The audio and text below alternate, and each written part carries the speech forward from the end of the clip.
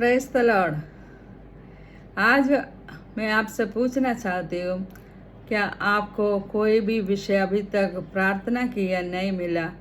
ऐसा कोई विषय है तो ज़रूर आपको ये वचन सुनना है, ये संदेश सुनना है। आज आपसे परमेश्वर बात करेगा। तो हम लोग पढ़ेंगे रूत का पुस्तक 3:18। उसने कहा, हे मेरी बेटी, जब तक तू न जाने कि इस बात का कैसा फल निकलेगा, तब तक चुपचाप बैठी रह, क्योंकि आज उस पुरुष को यह काम बिना लिपटाए चलना पड़ेगा। हम लोग ये वचन बहुत लोग पढ़ा होगा, लेकिन बहुत लोग नहीं पढ़ा होगा। बहुत लोगों को इसके बारे में ज़्यादा नहीं मालूम है, मुझे मालूम है। तो थोड़ा सा हम इस विषय में थोड़ा देखेंगे। ये रूत का पुस्तक से हम लोग पढ़ा हुआ वचन है। रूत कौन है? एक मोआबिन स्त्री है। लेकिन इस वचन कौन बता रहा है? नवोमी बोल रहे। नवोमी रूत का सास है। तो उस वचन को पुस्तक को शुरू से पढ़े तो हम कुछ बातों को देखेंगे। ये न्यायों का समय में हुआ एक सच्ची घटना है। तो उस समय बेथलेहम में अकाल पड़ा। हम जानते हैं अकाल पड़ने का कारण परमेश्वर का लोग, इस्राएल लोग परमेश्वर से दूर होने के कारण कई बार अकाल पड़ रहा है, पानी नहीं गिरता, ऐसा बात हो जाता है। इस समय भी अकाल पड़े तो नवोमी का पति का नाम है एलीमेलेक, उनका दोनों बेटे, चारों लोग कहाँ गए? मोआब देश में गया। लेकिन परमेश्वर कहता है मोआब देश में नहीं जाना, क्योंकि वो श्रापित देश है। लूत का वंश वहाँ हुआ है। तो ये लोग वहाँ गए तो क्या हो गया? कुछ साल का बाद एलीमेलेक का मृत्यु हो गया, दोनों बेटों का भी मृत्यु हो गया। क्योंकि भरपूर से नवोमी बाद में बताते हुए हम उस पुस्तक में पढ़ते, मुझे नवोमी नहीं कहना, क्यों मुझे मारा कहो, क्योंकि मैं भरे हुए हाथ से वहाँ गया, लेकिन अभी मैं चूचे हाथ से वापस आए हो, शून्य से वापस आए हो। तो जब हम ये परमेश्वर का समूह छोड़ के परमेश्वर का इच्छा बिना दूसरा जगह पर जाएगा और श्रापित देश में जाएगा, तो हमारा जीवन में बहुत नष्ट को हम झेलना पड़ेगा। ऐसे ही इस परिवार को झेलना पड़ा। तो वापस अकाल खत्म होने के बाद उनको पता चला, तो वापस आने के लिए कोशिश किए। तो उनको दोनों बहुओं को बोला, तुम अपना अपना मायके में चले जाओ। लेकिन कुछ समय मतलब दोनों चले जाने के लिए कोई नहीं राजी हुआ, नवोमी के साथ आने के लिए राजी हुआ। लेकिन ज़्यादा जोर देने का कारण ओर्पा, उनका दूसरी बहू, चले गया मायके में। और रूत क्या किया? जब नवोमी उनका साथ रहते तो परमेश्वर के बारे में उनको पता चला, परमेश्वर का प्रार्थना, आराधना, स्तुति, गान, ये सब उनको पता चला। उनका मन में परमेश्वर के लिए, यीशु मसीह के लिए एक विश्वास आ गया। वो एक निर्णय लेने के लिए मजबूर हो गया। क्या निर्णय लिया? रूत ने नवोमी से बोला, तेरा देश मेरा देश, तेरा जन मेरा जन, और तेरा परमेश्वर मेरा परमेश्वर। जहाँ तू खबर तुम्हारा होगा, वहाँ मेरा भी खबर होगा। एक बड़ी निर्णय है प्रियो। ऐसा हम सबका जीवन में हमको निर्णय लेना बहुत ज़रूरी है। परमेश्वर सबका मुंह से ऐसा निर्णय सुनना चाहते हैं। तो कई बार हमारा जीवन में परेशानी आएगा, दुख संकट आएगा, तो ये निर्णय को परमेश्वर चाहता है। हमारा मन का बात परमेश्वर जानने के लिए कई बार हमारा जीवन में कई परेशानियाँ आ जाता है, कई परख का बात आ जाता है। हम पढ़ते हैं इस्राएल लोग 40 साल मरुस्थल में घूमते घूमते रहेगा। 40 साल उनको घूमने का कोई ज़रूरत नहीं था, लेकिन परमेश्वर उनको जानने का था उनका मन में क्या चल रहे हैं करके। तो इसलिए परमेश्वर ने 40 साल उनको वहाँ घूम के चलने के लिए ये अवसर दिया है। तो हमारा जीवन में कुछ भी बार बार मतलब विरोधाभास आते तो परेशानी आते तो हमको ये समझना है परमेश्वर हमको परखना चाहता है, हमारा मन को बातों को जानना चाहता है। वैसे ही नवोमी ज़्यादा रूत को जोर देने का बावजूद भी रूत क्या वापस नहीं गया और रूत उस सास का साथ लिपटे रहेगा। वो एक निर्णय लिया, मैं मेरा ये सास का साथ बैतलहम में चले जाऊंगी करके। तो हमारा जीवन में भी हमेशा एक अच्छा निर्णय होना बहुत ज़रूरी है। तो रूत नवोमी और रूत वापस बैतलहम में आया। बैतलहम में आया तो कुछ समय उनका ज़मीन पूरा नष्ट हो गया था, लेकिन उसको छुड़ाने का ज़रूरी था। तो वो वहाँ उनका एक रिलेशनशिप में एक छुड़ाने वाला था बोवस का।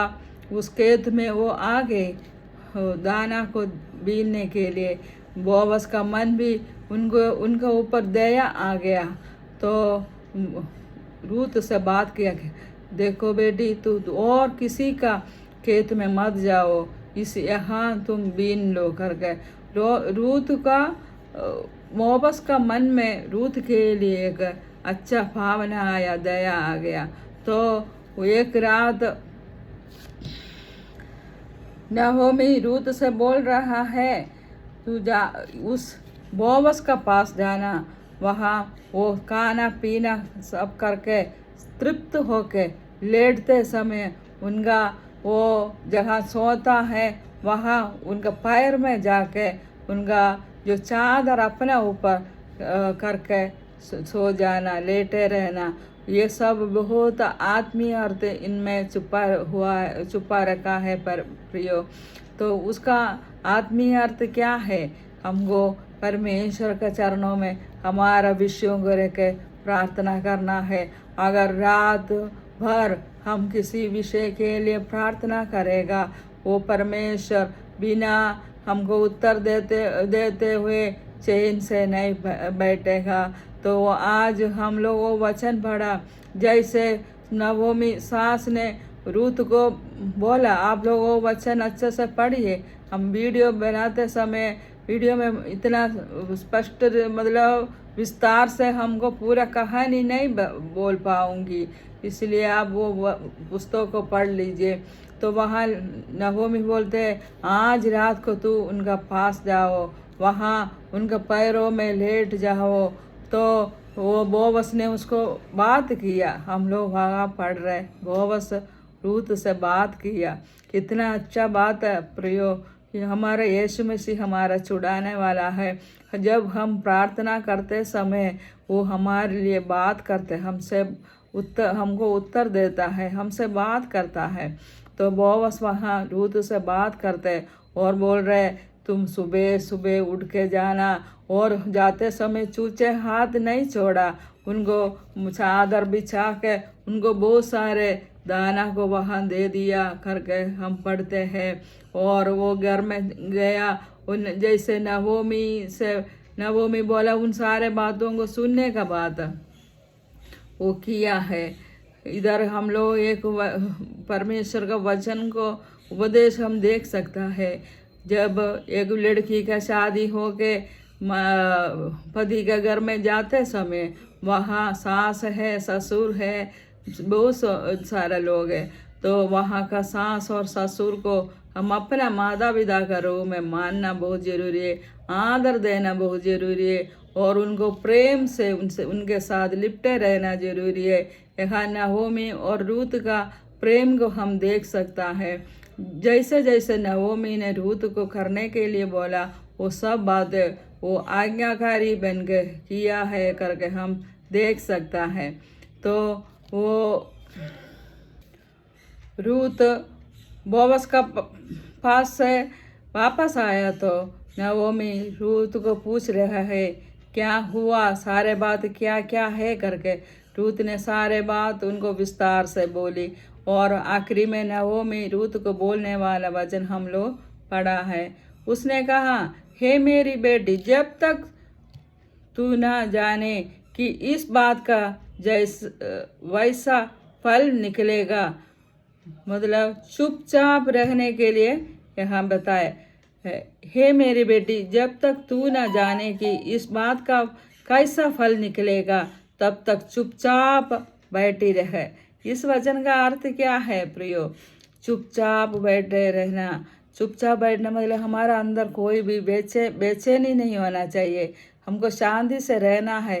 क्या हमारा अंदर एक विश्वास भरपूर होना है। विश्वास का साथ हमको भर के ऐसे बैठना है, मेरे यीशु मसीह मेरे लिए बड़ा बड़ा आश्चर्य कर्म करेगा करके वो विश्वास का साथ हमको बैठना है। और इधर फिर आखिरी में क्या बता रहा है? तब तक चुपचाप बैठी रहे, क्योंकि आज उस पुरुष को एक काम बिना लिपटाए चैन नहीं पड़ेगा। सच बात है, हमारा यीशु मसीह हमारा जीवन को छुड़ाया है, हमें उद्धार दिया है। हम रोमियो का पत्री 8 का 31 और 32 में हम पढ़ते हैं,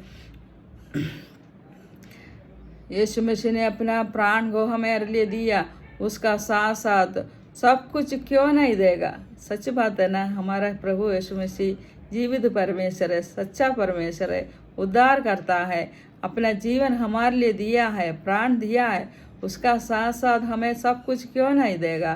तो ये वचन बता रहा है, क्योंकि आज उस पुरुष को यह काम बिना लिपटाए चैन नहीं पड़ेगा। आपको ऐसा विश्वास करना चाहिए। हम जो भी बात परमेश्वर का चरणों में रखा है, जरूर परमेश्वर हमारा उत्तर देगा। हम वो चैन से नहीं बैठेगा बिना उत्तर दिए। तो हमको ये विश्वास हमेशा बना रहना है। अभी तक आपका जीवन में कोई भी विषय का उत्तर नहीं मिले तो ये विश्वास रखो, यीशु आपको जरूर उत्तर देगा, क्योंकि हमारा यीशु मसीह जीवित परमेश्वर है, सर्वशक्तिमान परमेश्वर है, असंभव बातों को संभव करने वाला है। मनुष्य से जो असंभव बात परमेश्वर से संभव है। और यीशु मसीह का प्रेम हमेशा हमारा साथ बने रहता है, इसलिए हमारा अंदर भी यीशु मसीह के लिए भरपूर प्रेम में हमको बने रहना है। तो इस वचन का द्वारा आपको बड़ी आशीष मिले। 1 मिनट में प्रेयर करती हूँ। हालेलुया। हमारा स्वर्गीय पिता परमेश्वर, हम धन्यवाद करते, स्तुति करते हैं आपका पुत्र यीशु मसीह के नाम से हम आते प्रभु जी। पवित्र आत्मा परमेश्वर, अगर कोई भी मुझे सुनने वाले के जीवन में कोई भी विषय अभी तक उत्तर नहीं मिला तो उनको जरूर उस उत्तर को दे परमेश्वर। असंभव बातों को संभव करके दे दीजिए। उनका अंदर विश्वास भरने पाए, बढ़ने पाए। यीशु मसीह के लिए अपना जीवन देने के लिए सहायता कर। यीशु मसीह के लिए भरपूर प्रेम में भरने के लिए सहायता कर। आदर महिमा आपको देते, उद्धार करता प्रभु यीशु मसीह के नाम से मांगते, सुन और ग्रहण कर पिता, आमीन। प्रियो, ये वचन आपको जीवन में आशीष लेके आया, आपको विश्वास बढ़ गए तो मुझे मैसेज दीजिए, कमेंट दीजिए और एक लाइक मारिए और ये चैनल को आप सब्सक्राइब कीजिए। जैसे आपको इस वचन आशीषित हुआ, वैसे दूसरे लोगों के लिए आशीष होने के लिए आप इसको शेयर करके दे दीजिए। अगर हो सके तो आपका भी ग्रुप होगा, उस ग्रुप में इसको शेयर कीजिए। हालेलुया। धन्यवाद। इस वजन से मैं बैठना चाहती हूँ।